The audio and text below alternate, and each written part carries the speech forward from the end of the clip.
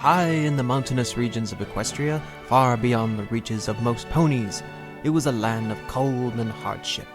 Few in the lowlands would ever wish to go to such a place, and yet there was life there. The Griffins. For in the furthest and most remote parts of those mountains, there lay the great kingdom of Griffonstone.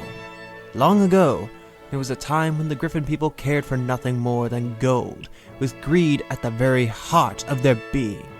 But that all changed when their leader, King Grover, united his people as never before, through the discovery of a great golden idol, which henceforth brought great pride to all of their kind.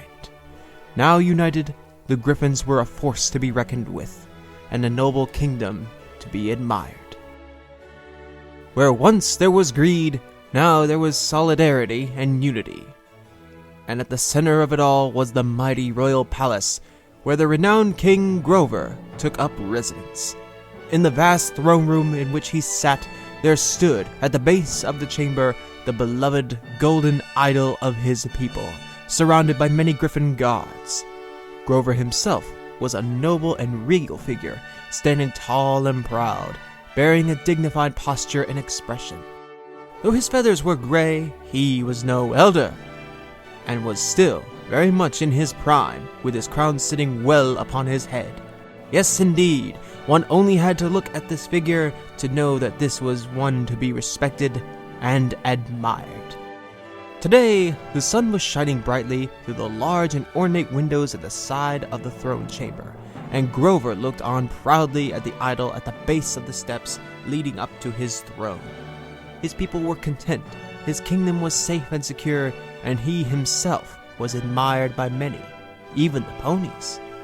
And yet, if you looked into his eyes, there could be seen a sadness of some kind, a deep longing.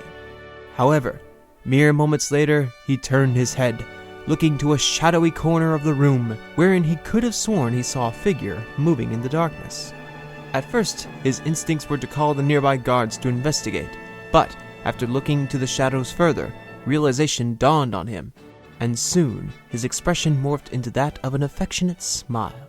However, he soon regained his composure and cleared his throat, gaining the attention of his guards. If you would all be so kind as to vacate the chamber for a moment, I have some things I need to think over in solitude.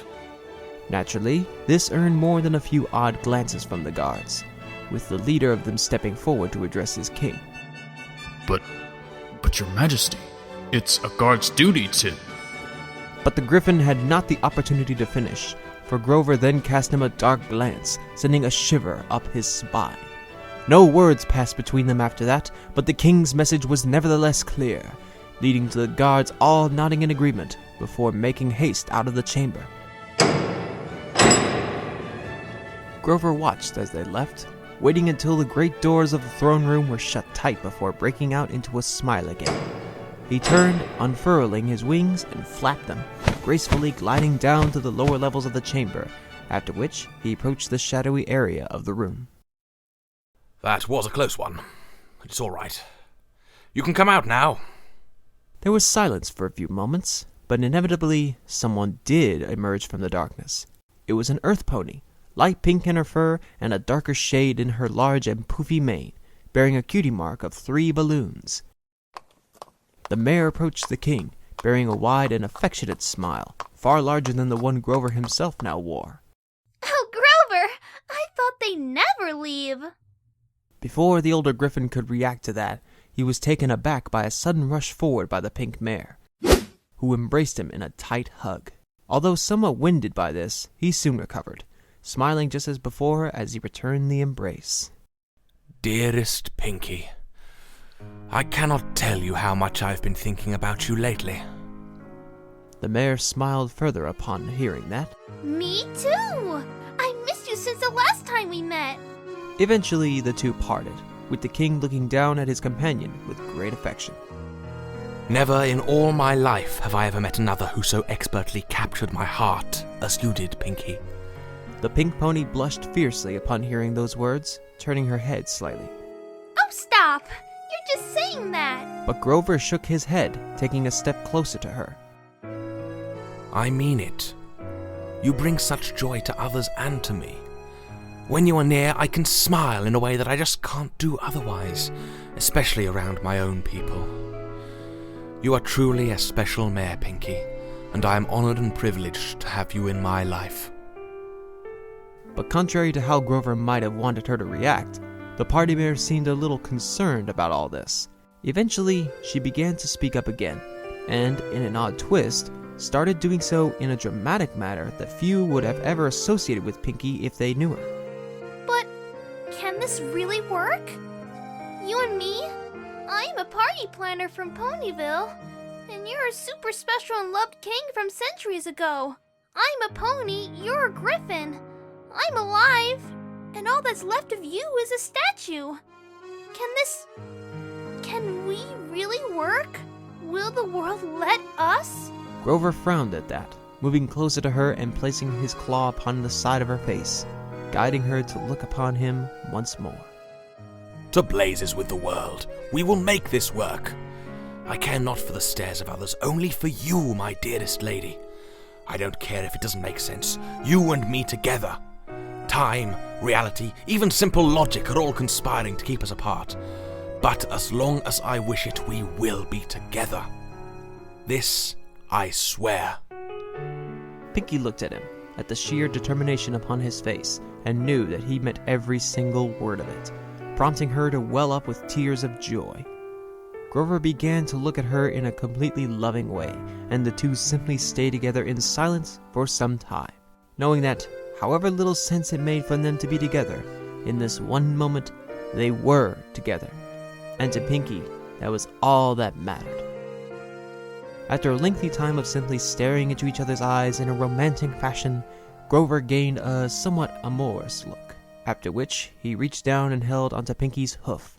Although confused at first, Pinkie then gained a similarly amorous look in her eyes as she saw the older griffin lower his head in an almost bowing motion before planting a tender kiss upon her hoof, leading to her turning her head and smiling, all while keeping her eyes firmly locked on her bow.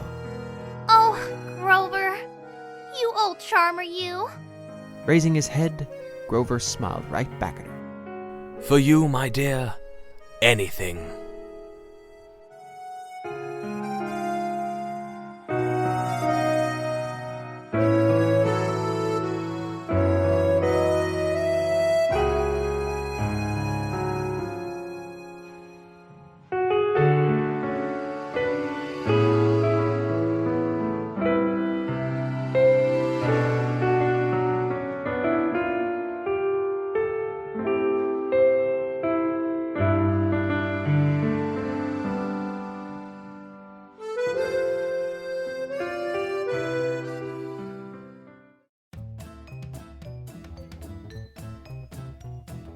In the safety and calm of the royal palace of friendship, nestled at the edge of Ponyville, Pinkie was sound asleep in the throne which bore her cutie mark, smiling happily to herself as she slumbered.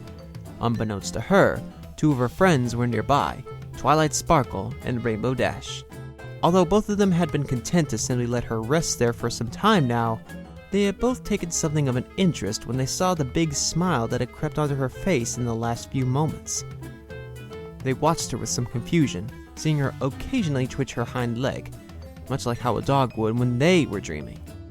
After some time of nothing but silence between the two, Twilight turned to Rainbow and spoke to her, keeping her voice lowered to a whisper so as to not disturb her sleeping friend. So, what do you think she's dreaming about? But the Cyan mare merely shrugged her shoulders. Who knows? She was pretty pooped after that long walk back from Griffonstone. Although, A ponderous look crossed the mare's face as she considered that. I do remember her having that same smile as we left the place, but she didn't tell me what it was for. Twilight opened her mouth to speak further on the matter, only to be interrupted when Pinkie spoke out in her sleep. Oh, Grover, you hunky griffin, you. Naturally, both of the observing mares raised an eyebrow at that before slowly starting to back away from their friend. In the end, Twilight turned to her Pegasus friend with a somewhat worried look. You know, Rainbow, on second thoughts, maybe it's best we don't know what she's dreaming about.